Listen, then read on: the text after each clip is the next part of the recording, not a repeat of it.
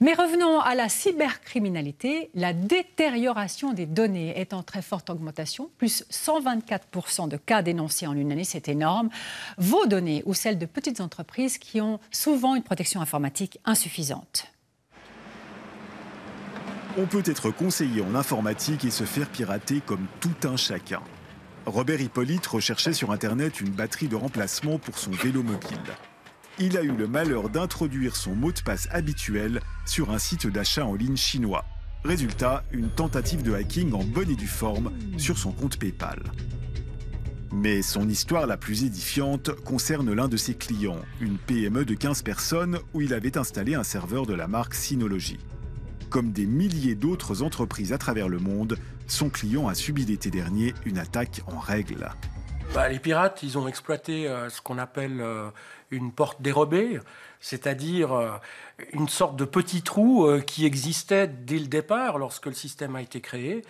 Voilà, ils l'ont utilisé et Synology n'en avait même pas connaissance. Résultat, un beau matin, les employés découvrent tous leurs fichiers cryptés. Le serveur contenait 150 000 fichiers. Lorsque vous cliquez sur un fichier, vous avez en fait votre Word qui s'ouvre, mais le texte est illisible. Il y a des caractères cabalistiques, il y a des A, des B, des C, des minuscules, des virgules, des plus. Bref, c'est inexploitable. Pour recevoir une clé de décryptage, il faut payer une rançon en Bitcoin, cette monnaie virtuelle très en vogue sur le web. Les pirates exigent l'équivalent d'environ 500 francs. La décision de payer est vite prise.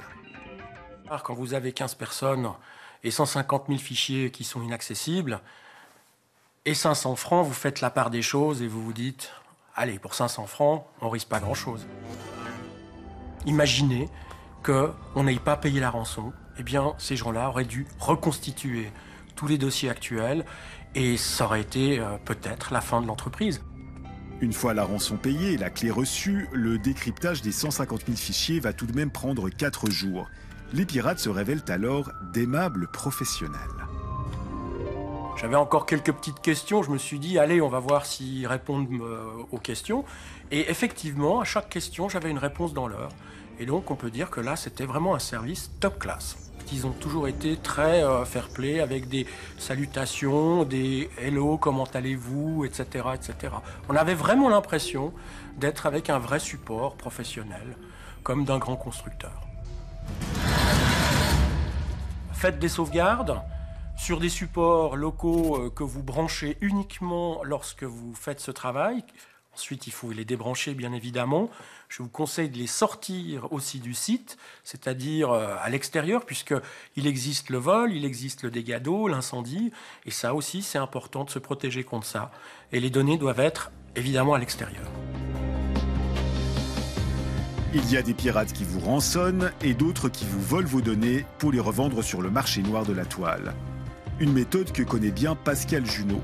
Ce docteur en cryptographie de l'EPFL a monté un groupe de sécurité informatique au sein de la Haute École d'ingénieurs d'Yverdon.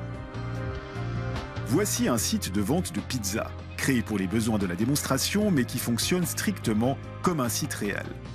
Il recèle une faille de programmation très courante et facile à trouver pour un hacker, car son symptôme est aisément repérable. Ce symptôme, le voici. Le système ne supporte pas les mots de passe qui comportent un caractère spécial. Par exemple, si le pirate entre un mot de passe avec une apostrophe, le site affiche aussitôt un message d'erreur. Pour un spécialiste de la sécurité informatique ou pour un hacker, c'est un indice très fort qui a potentiellement une vulnérabilité qui pourra être exploitée, qui permettra de récupérer le contenu de toute la base de données des clients. Donc là, je vais utiliser un outil gratuit qu'on peut se procurer très facilement sur Internet et je vais simplement presser Enter et l'outil va faire un certain nombre de tests pour essayer de bien comprendre la vulnérabilité. Et après quelques secondes, il va effectivement confirmer que le site web est vulnérable et il va être capable de pomper toutes les données de la base de données. De nombreux sites d'e-commerce proposent aux clients de mémoriser ses coordonnées de carte de crédit pour faciliter les paiements futurs. Cette base de données est un véritable jackpot pour les pirates. Il y a effectivement le numéro de carte de crédit, le nom qui figure sur la carte de crédit, la date de péremption de la carte, ainsi que le code à 3 chiffres, le CVV, qui se situe à l'arrière de la carte. Ce genre d'attaque peut faire des ravages. L'hiver dernier, des pirates ont par exemple dérobé plus de 40 millions de coordonnées bancaires en une quinzaine de jours sur le site du géant américain de la distribution Target. Pour terminer, voici une attaque qui peut viser chacun d'entre nous. Le piratage de la webcam incorporée dans quasiment tous les ordinateurs actuels. Cette prise de contrôle à distance s'opère grâce à un virus.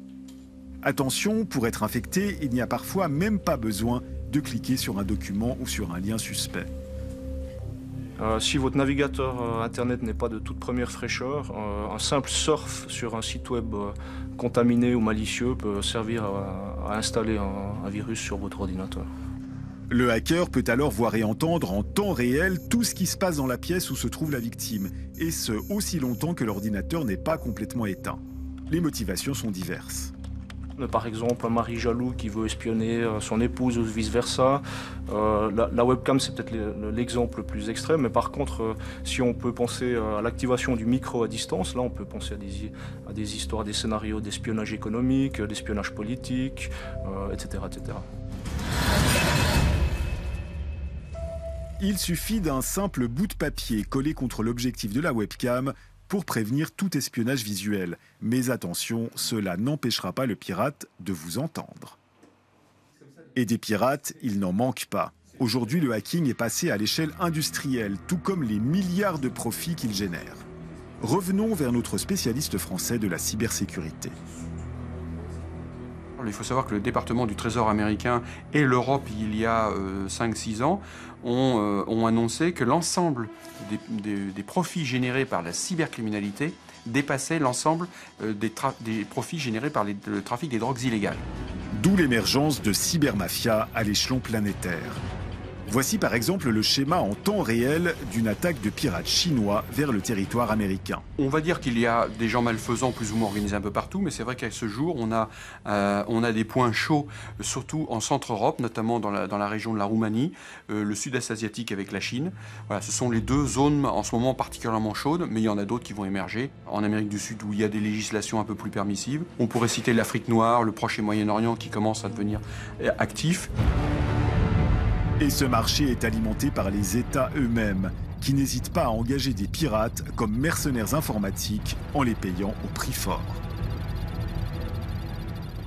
Et pour revenir à notre niveau de simple citoyen qui a peut-être une webcam sur son ordinateur, eh bien sachez, le matin de vendredi dernier, nous apprenait qu'un site internet donne accès à des centaines de webcams. Il faut donc la protéger, votre webcam, mot de passe, autocollant ou tout simplement éteindre son ordinateur. Reportage signé Alain Orange et Aiki Arecalio.